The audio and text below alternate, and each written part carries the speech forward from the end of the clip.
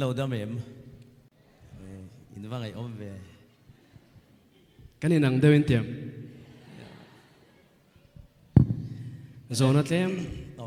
idam kor lim lol mai spicer local ti kan thia này có ô trăng khan sét nào đó thôi kan lom lu tuka kan ngai sang chia tiếng chung chung kan som na pathian o ngai ya local thei kan chung jing kan loma pathian in le tam takin mal som na in vur cha sela irong bol na du sang na kan lan cheni zo na pakhat na chuan lengzem kalsanin love song kalsanin gospel in zuang lu ta kumengzat nge gospel ai zuan lu atranga chiarin voin ni tun kum hi kumengzat nge engtiare nge rong bol na ilo nei to ti khongai milo shil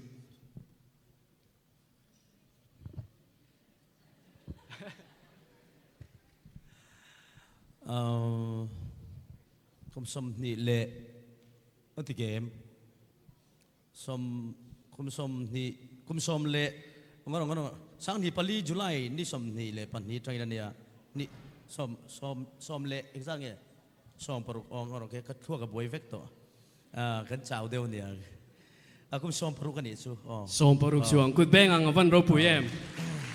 a that lai hun zong zong pathian ta mang ral tu sai lowa vai khat kut beng leang kan lo me stage itani e kan lo me hey có hi các bạn lên lâu ăn ai nó liền to anh chân chú thu khắc cái suy nó sál tụ cái voice hết tiếng hin to in siết thiam cái ngay khóc mày cái gia đình dar som pan hi le mini som chawa Calcutta thok tur kani chú tiếng chú cái program này à tại chắc khóc mày in mi ngay nát na kha adir ka ti phal lawa mi zo chongai chuan min ngai na derna kan ti thina an se tun zanin hi chu min ngai na der ka ti lawanga min ngai nat na kha kalom khop maya chuwangin ke point chau tak chungin kan han ti ve ania chuwangin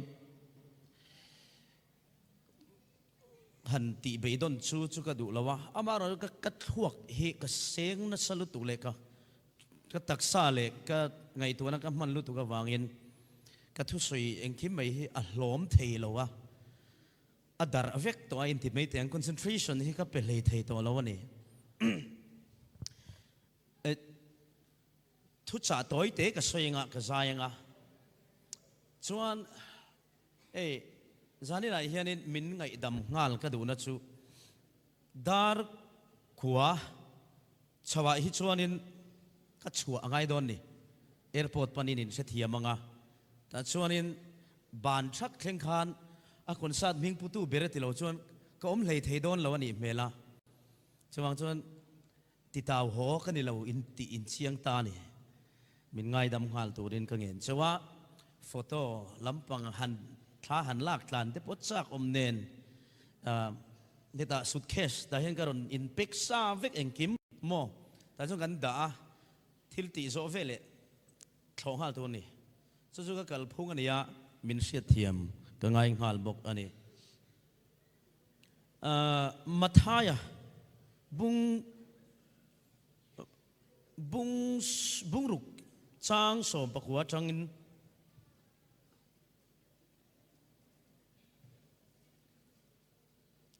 chang som pakwa thu kan chiar lok ange som ni thleng leya sul rul le tui ekin a ei chiat na ruk ruten an re po an ruk na hian in tan ro te khol khom su wana sul rul le tui ekin a ei chiat lo na ruk ruten an re po an ruk hek lo na hian in tan ro te khol khom ro ni china ga zai thiam deuh ben ten an lo sak be chan deuh kha ka soi tur ne lo in mil khopa chu kan chiaranga chuti chuan enge kan eyang emo enge kan in ang emo eng sinin nge kan om ang emo ti lung kham su gentle ten chung song song chu an song thena ni chung song song chu in mamo ti in pa wana mi na she ringa ni aram le a fel na chu song ma sa zo ro ti ti chuan chung zong chu a pek bel cha don cheunia chu ti chuan a tu ka tan lung kham su a tu chuan ma tan a lung kham chop don sia ni khat atan ni khat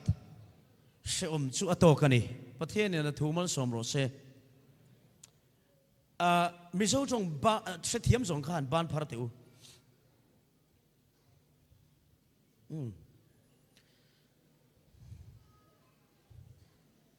Anyone who do not understand Mizo, please raise your hand. Let me have a look, please. Please raise your hand. Okay. Tonight, I'm so sorry because I cannot preach in English because I'm not good in English. I can use it just for a conversation with someone. So tonight, for the first time, I really apologize to excuse me, okay? Có soi tụm hi ắt chiên lệ zual na chuan mi zo angai sap cho kan soi chuan a mi zo ho poin bo vek thawang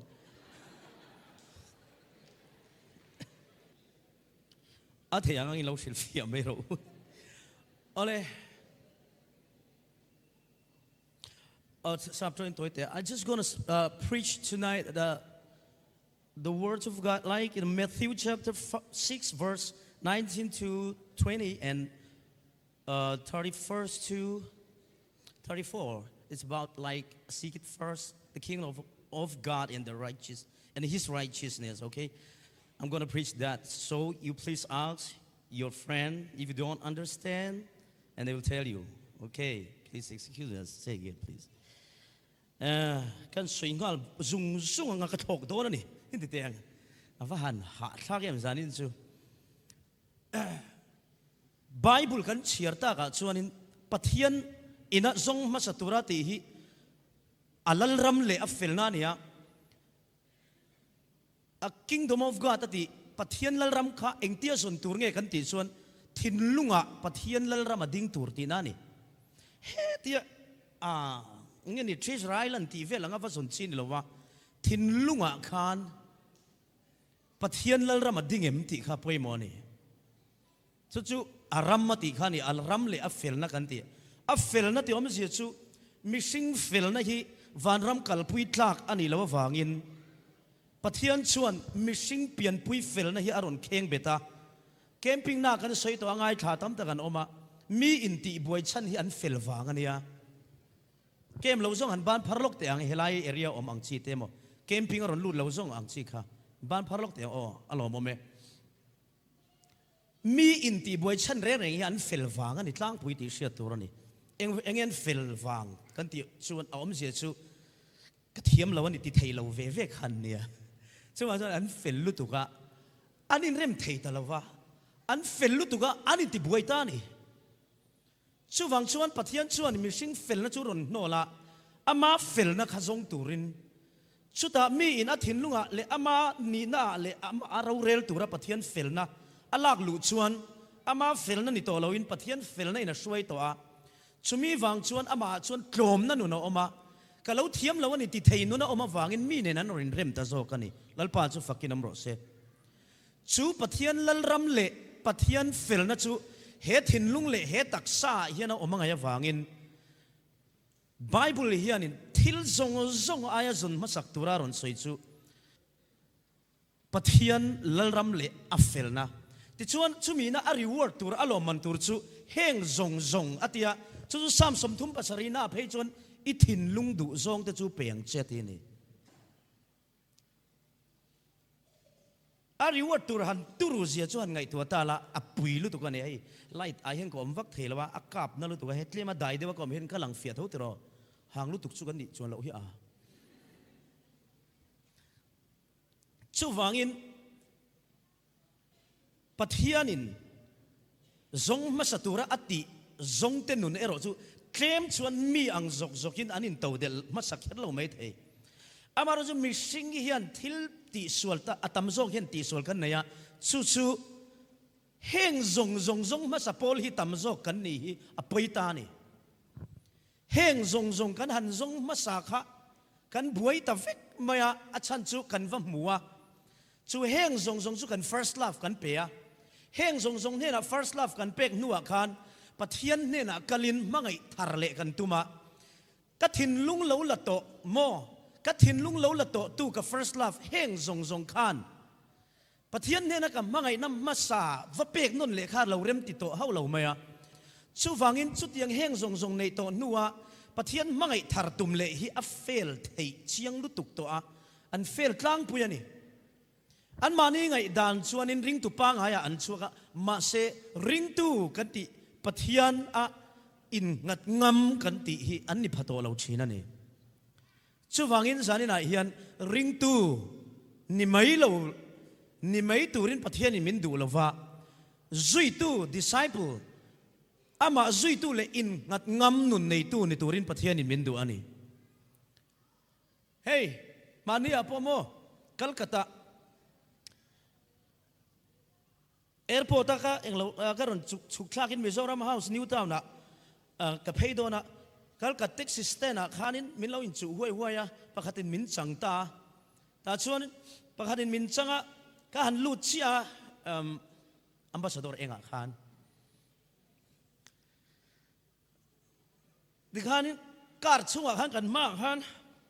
pathian pathum tara jai baba ban som nei who is that tung eni kha kha ban som nei kha kaliman ti mi kha anem vai pathian ban som nei kha khadiang chi te dang po hotel Allah ya kan isu adani kan en china betam vele me ka tiani baya pathian vanga ve ka tia ani khanin khata diklo jom pa khata dikanga ti mai ni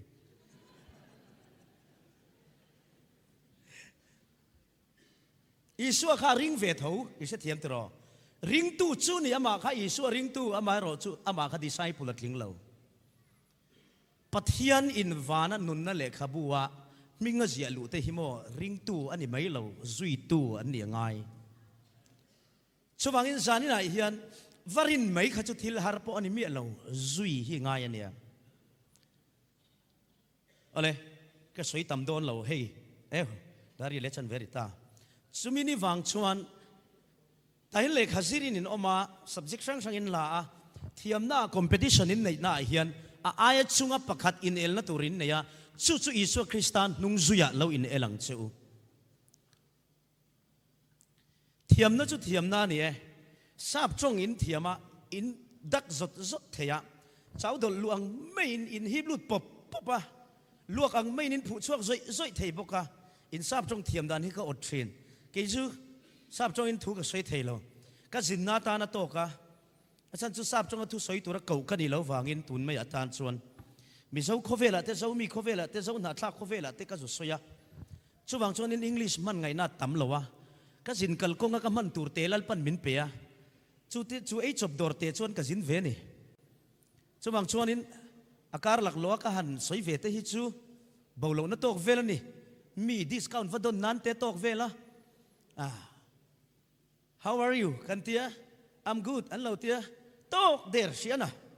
abak chu kan pe zui lo khang ho neng khan kan va phele pilian ni te kan mua enga kan ti le a zo le der chu kan khovela ni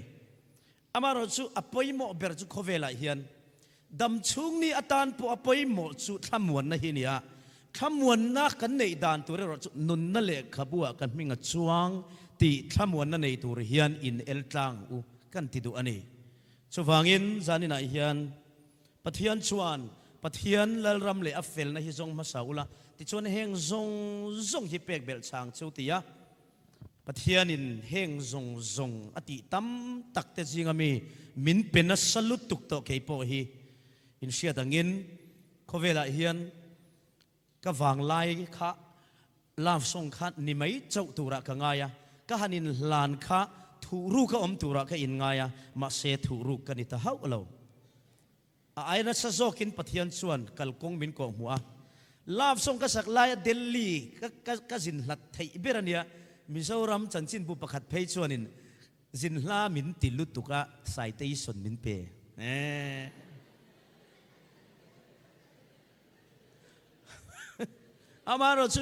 amaro chu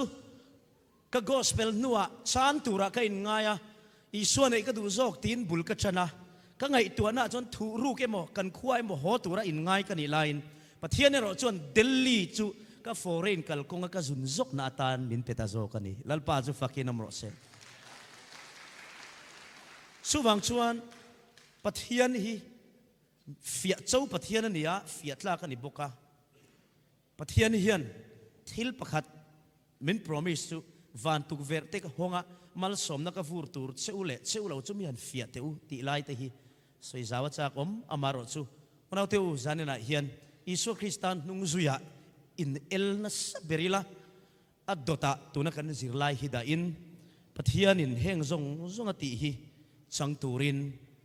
eng zong ma hian min dala thiang lo ti sia ila chu dam chunga dam lai nun van ram thi nu po hlok na ati nun hi chang turin in ti siang na tha i be zelang u lalpana thumal somro se amen le pathian fangna hlagan sanga ka sak tum hawi ka sa zo ngal vek don midanga akara atla zep lo mero so karon din thar le zel chuan hun kha a hek donin ka sia ilama achang lalpa ti la hi kan sanga